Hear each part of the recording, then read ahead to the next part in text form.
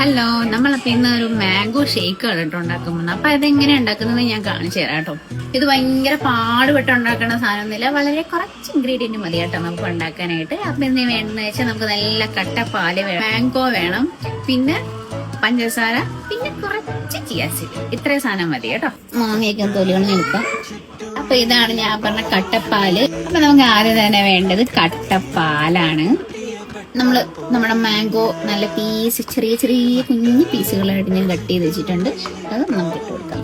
ഇനി നമുക്ക് ആവശ്യാനുസരണം പഞ്ചസാര ഇട്ട് കൊടുക്കാം. അപ്പോ നമ്മുടെ മാംഗോ ജ്യൂസ് ആയിട്ടുണ്ട്. ഓക്കെ, നല്ല ക്രീമി ആയിട്ടുണ്ട്. ചിയാ സീഡ്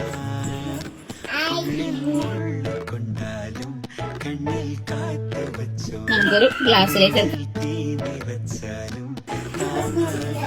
അപ്പൊ ഇതൊരു ഐസ്ക്രീം വരുവാണ് കേട്ടോ.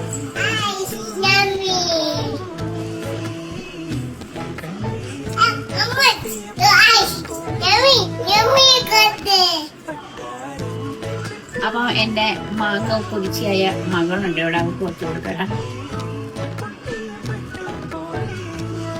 യമിയാ യമിയാണ് കേട്ടോ.